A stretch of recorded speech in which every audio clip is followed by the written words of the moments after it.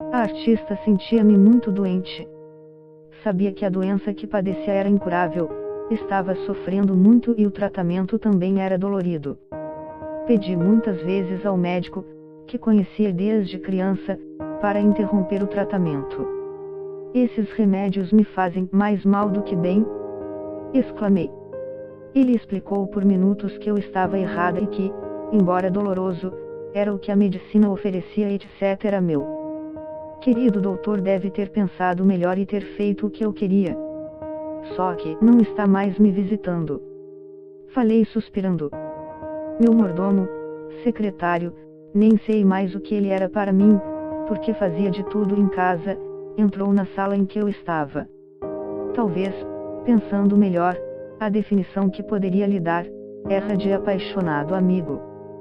Vera Lúcia Marinzec de Carvalho Antônio Carlos silencioso e triste. Abriu a cortina de uma das janelas. Nada falou. Estavam ele e uma das empregadas que ficou comigo, obedecendo-me. Eu não queria conversar. Primeiro, por não gostar mais de falar, não tinha assunto a não ser de doença e isso me cansava.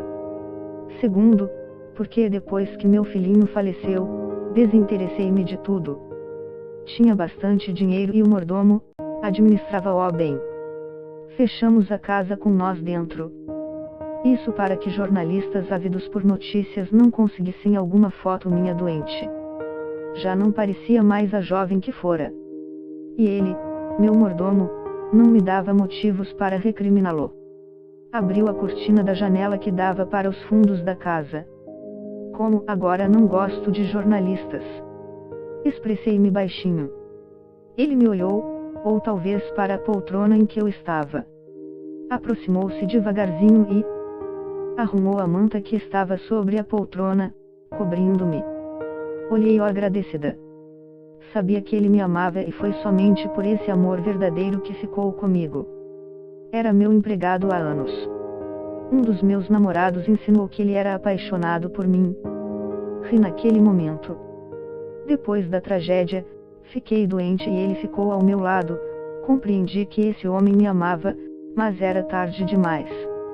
Pensei nos repórteres e jornalistas, agora me escondia deles. Antes não fora assim, gostava de ser fotografada, exibia-me diante das câmeras. Fazia de tudo para ser entrevistada e sair em jornais e revistas. Mas o tempo passou e eu mudei. Pense na sua vida e preste atenção nas mudanças que houve. Escutei alguém me falar, mas como não vi ninguém, achei que eram pensamentos meus. Às vezes sentia que escutava. Meu filhinho, achava que era por sentir muito sua falta. Cochilei e acordei na minha enorme cama. Estou muito sozinha. Nenhuma visita. Falei resmungando. Proibir as visitas e quando alguém vinha me ver, não as recebia. E, ultimamente, até o médico da família não vinha mais. Nem meu irmão, ele se zangara por não querer ir para o hospital. Estava tendo o sossego que desejava, mas me sentia sozinha. Nos tempos de glória, aparentemente fui feliz. Fama, sucesso e com isso, dinheiro. Fora os maridos, amantes e muitas badalações. De uma relação mais séria, nasceu meu filho. Amei-o muito. Com a separação, ele ficou comigo e nos tornamos grandes companheiros, unidos por uma relação maravilhosa que somente existe entre mãe e filho. Estava com ele sempre que possível. Até recusei alguns trabalhos para ficar juntinho dele. Meu filho crescia forte, bonito e muito inteligente. Viajava a trabalho sempre. O mordomo e as empregadas ficavam com meu filhinho, que adoravelmente cativava a todos, sendo em casa um reizinho muito amado. Meu filho nunca saía sozinho, levavam-no e buscavam-no na escola. Um dia em que eu estava viajando, tendo um dos professores do seu colégio falecido, as crianças foram dispensadas mais cedo e ele voltou para casa de carona. O portão da frente de nossa casa era todo de grade com pontas. Meu filho, em vez de tocar a campainha, resolveu, sabe-se lá por quê, pulá-lo. Caiu e ficou ferido por uma ponta no pescoço. Pessoas que passavam pela rua viram, gritaram, meus empregados acudiram. O mordomo aflito levou-a para o hospital, onde morreu de hemorragia. Sofri tanto, não queria acreditar. Quis, com sinceridade, ser enterrada com ele. Fiquei depressiva e adoeci. Fizeram o que eu pedi, não conversavam comigo e não recebiam visitas. Mas não estava satisfeita. A solidão me deixava mais triste e a doença me fazia delirar. Ora escutava alguém que me dava a impressão de ser meu menino a me falar para analisar a situação, ora sentia pessoas orarem por mim. Ao sentir isso, achava que eram fãs querendo que me curasse. Mas às vezes, sentia ou escutava pessoas chorarem achando que haviam me perdido. Eram sensações estranhas que me deixavam confusa, desejava que passasse logo, mas não passava. Por tempos vivi nessa agonia e tristeza, sem conseguir definir se foram meses ou anos. Um dia, o mordomo entrou no quarto, então resolvi sair do meu mutismo. Você tem sido um leal amigo. Pode falar, vamos conversar. Ele não respondeu. Estranhei e repeti, sente-se aqui perto de mim. Vamos conversar. Ele deu uma olhada pelo quarto e saiu. Será que o ofendi? Certamente o fiz, mas não foi por querer. Pensei. Conquistara, usando de minha beleza muitos homens, mas não o seduzi.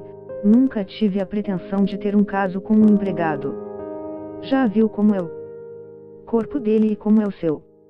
A voz que ouvia de vez em quando me falou. Vou telefonar para meu médico ou para meu irmão. Não consegui tirar o fone do gancho. Toquei a sineta que fora colocada na minha mesinha de cabeceira desde que ficara doente. Nada. Depois de um tempo, o mordomo entrou no quarto.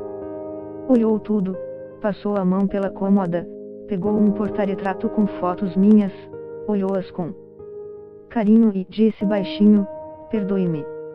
Não pude impedir que seu irmão, seu herdeiro, vendesse tudo. Amanhã virá o caminhão para retirar alguns móveis que serão leiloados.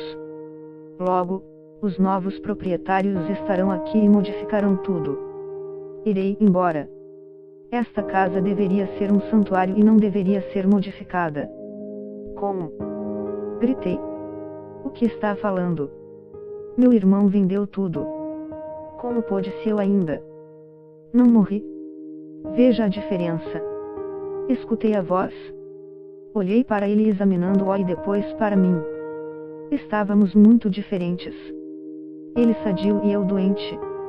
Mas a voz insistiu. Analisou novamente. O mordomo chorava sentido. Então percebi que seu corpo era grosseiro e o meu leve e diferente. Pedi para ele ficar no quarto comigo, mas ele saiu. Escutei barulho. Abriram o quarto, meu irmão e o mordomo. Entraram, meu mano deu ordem, você, por favor, pegue tudo o que era de uso pessoal e os retratos, coloque-os nestas caixas, vou levá-las comigo, depois resolvo o que farei.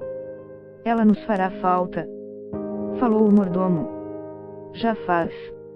Entenda que não posso mais deixar esta casa sem moradores, e não pretendo residir aqui. Compreendo. Expressou o mordomo triste. Por que faz isso? Gritei. Meu irmão. Suspirou e disse como se falasse a si mesmo. Minha irmãzinha morreu. Uma artista como ela, não deveria nunca morrer. Tem pessoas que vieram à Terra para serem eternas. Abri a boca de espanto. Eu, morri. Deviam estar enganados. Estava ali, doente, mas viva. Olhei-os, estavam sérios, expressões sofridas e não iam brincar com esse assunto sério, a morte. Tremi de medo. E novamente a voz. Calma. Você nunca pensou nas coisas boas que fez. Não estava com vontade, mas me lembrei. Pratiquei muitas caridades, tinha muito dinheiro. Nunca maltratei ninguém e ajudava sempre que podia, todos à minha volta. O que mais quer nesse momento? A voz me perguntou. Ver meu filhinho. Respondi em tom de súplica. Não terá medo. Não? Senti alguém pegar na minha mão. Olhei e vi uma mãozinha. Deliciei-me com o contato e com o carinho. E junto da mãozinha foi se materializando a figura do meu filho. Filhinho do meu coração. Você veio me ver. Sinto tanto sua falta. Mamãe, tive meu corpo físico morto e continuei vivo em espírito. Tenho-lhe pedido para observar nossos empregados, os dois que ficaram nesta casa. Meu irmão quer vendê-la. Expressei-me sentida. Nisso o mordomo voltou com as caixas. Abriu a cômoda, foi pegando alguns objetos e colocando-os dentro. Ele é nosso amigo querido, disse meu filho.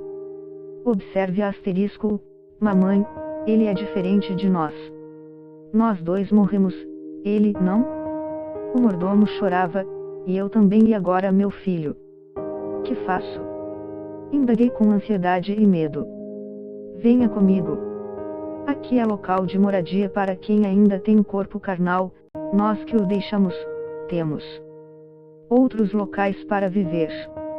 Abraçamo-nos, confiei e fui com ele, que volitou comigo. Fui abrigada numa colônia e internada num hospital. Minha adaptação foi longa. Sentia-me doente, tive de receber muita ajuda para me sentir novamente sadia. Quando melhorei, senti falta das atividades artísticas, de ser admirada pelos fãs. Mas, acostumei-me, principalmente tendo ao meu lado meu filhinho. E a vida continuou muito diferente para mim. Era acostumada ao luxo e a ser servida, ali tudo era lindo, mas simples, e tive de aprender a servir. Ao desencarnar, meu espírito foi desligado da matéria e meu corpo enterrado com pompas. Continuei em casa, sem compreender o que me acontecera. Fiquei muito tempo confusa. Meu filho ia sempre me visitar, tentando me explicar que meu corpo físico morrera, era dele a voz que ocasionalmente eu escutava. E o mordomo, amigo fiel, de fato me amou, dedicou-se a mim com fidelidade. Ficou o quanto pôde em minha casa, tomando conta de tudo. Fãs compadeceram-se comigo na tragédia que me abalou, com o acidente em que meu filho desencarnara e com a minha doença. Meu desencarne foi sentido. Muitos oraram por mim, outros choraram. Mas tudo passou? Aos poucos foram me esquecendo, alguns ainda se lembram do meu trabalho. Labutei muito para conseguir ser conhecida e admirada. Sofri como uma pessoa comum. E somente compreendi e indaguei, o que faço agora que morri, tempos depois, quando tive consciência desse fato. Foi uma sensação muito estranha, senti um vazio, como se passasse por uma porta, e essa se fechasse e não saberia o que encontraria pela frente. Ainda bem que Deus é misericordioso e permitiu que encontrasse meu filhinho. 40 Tenho planos de aprender para ser útil aqui na espiritualidade. Desejo trabalhar auxiliando os que sofrem. Quero esquecer o passado, mas, às vezes, sou reconhecida aqui no plano espiritual. Você não foi artista? Sim, respondo depois de observada e de alguns comentários. Retornamos às atividades. Sei que esses fatos serão cada vez mais raros, porque tudo muda, passa, e conosco permanece o que de fato somos. Explicações de Antônio Carlos. Essa convidada não quis se identificar. Porque nomes são para sermos identificados por uma encarnação. Podemos nos tornar conhecidos por muitos motivos, por sermos talentosos ou por um trabalho sério, seja esse nas artes, na ciência, na religião, etc. Já tivemos muitos nomes. E com certeza, teremos outros mais. E todos nós nos defrontamos com a morte do corpo físico, famosos ou não. E essa foi a história dela. Muitos indagam o que acontece com pessoas conhecidas que têm muitos fãs. A desencarnação para elas não é diferente. O corpo carnal morre. E o socorro logo em seguida é para aqueles que fizeram jus. Assim como se comenta entre os encarnados a mudança de plano de pessoas famosas, Na espiritualidade também se ouvem comentários quando isso acontece. Dizem os desencarnados maldosos e cheios de inveja: teve de tudo e do melhor, homens ou mulheres, carros, viagens, comeu muito bem, fez tudo o que queria. E agora? Morreu. Se pudermos atraremos para cá e sentirá então o que é viver sem nada. Vai ter de sofrer. Etc. Entre os bons se escuta: admirava seu trabalho. Como foi esforçada. Como trabalhou para chegar aonde chegou. Praticou muitas caridades.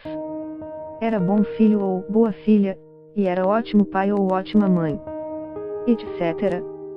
Que Deus a abençoe e que ela possa compreender sua mudança de plano, aceitar seu desencarne e ser socorrida. Quase sempre lamentos e choros de fãs as incomodam, mas as orações de carinho fazem uma barreira em que desencarnados trevosos não conseguem se aproximar. E para onde vão depois, se é para o umbral ou para uma colônia, dependerá somente delas.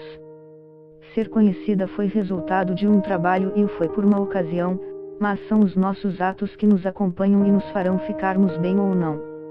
Gostou do relato? Então inscreva-se no canal e veja mais relatos como este.